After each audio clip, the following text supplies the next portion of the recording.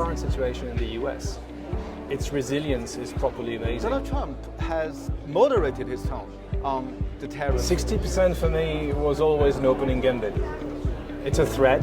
This has been the Achilles heel of Chinese policy for a long, long time. So Gilles, thank you very much for your time to do this, and happy to see you again. Same here. Yes, you know, the first thing about the WEF 2025 Chief Economist Outlook, and you are one member of this committee, so first of all, what's the takeaway? The takeaway is not necessarily super positive, I would say.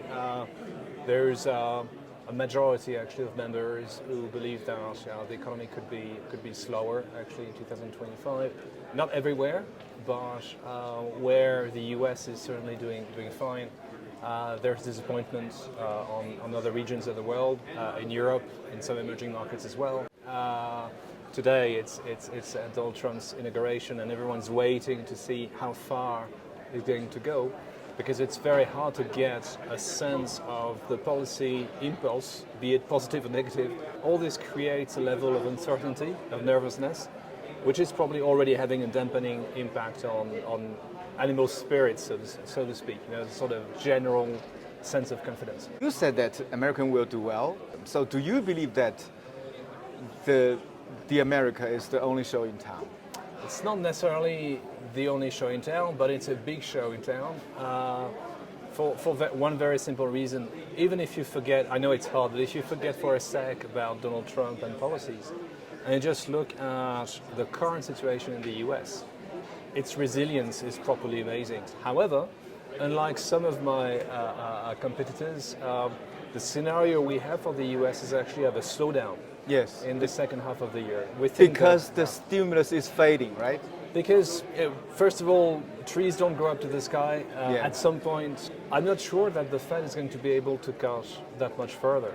If the Fed can't cut much further, it means another year in restrictive territory, and at some point it's going to have a dampening impact on demand. I'm not forecasting catastrophe, but maybe the best moment of the US, it's now, and the second half of the year could be a bit tougher. Donald Trump has moderated his tone on the tariffs on China in recent weeks. What will happen next? 60% for me was always an opening gambit. You know, it was always a sort of, it's a threat.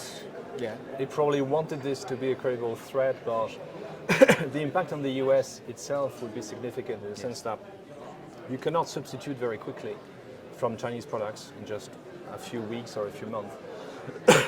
So the negative impact on consumer spending in the US, on inflation, would have been significant, would be significant. So 60%, I don't think he has this in mind. Now, can he not do anything? Yeah. This, I think, is equally unlikely, because it's put so much political capital in tariffs. So I don't know where to put the cursor, but probably won't be 60.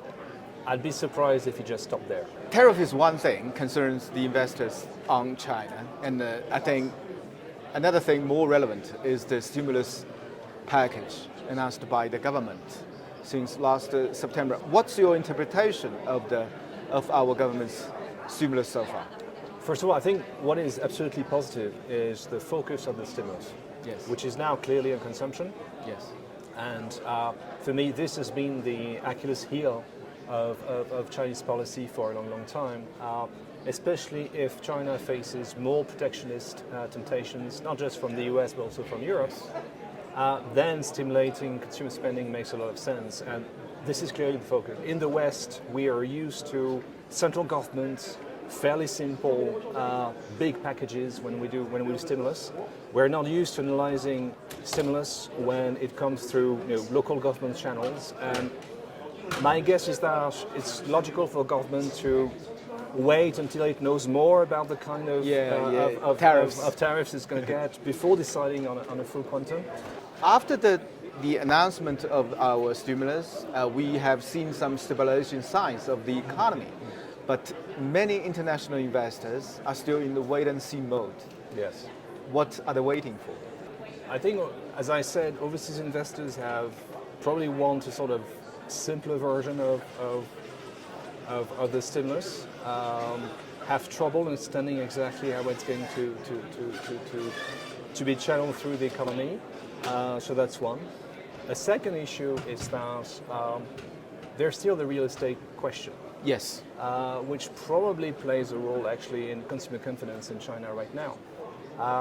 And my guess is that a lot of overseas investors are looking at it from the point of view of previous episodes of real estate corrections that we've seen in the past. In any country in the world, it usually takes at least 5 years and sometimes up to 10 to actually get out completely of a real estate crisis. When I talked to you in April 2024, and you told me that at that time you said that the worst time of Chinese economy is over, it's behind us. Yeah. So do you still believe so? And which means that the 2025 will be better. When we met in April, Yes. we were still waiting actually for this shift in the stimulus Yes. towards consumption. And Yes. in our conversation at the time, I was probably banging my drum on do consumption. Yes. So this has happened. Yes. So I think this is definitely positive.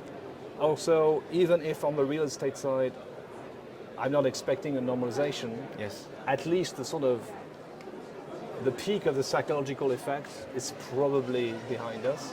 So that should gradually lift the economy. So yeah, I stand by my words.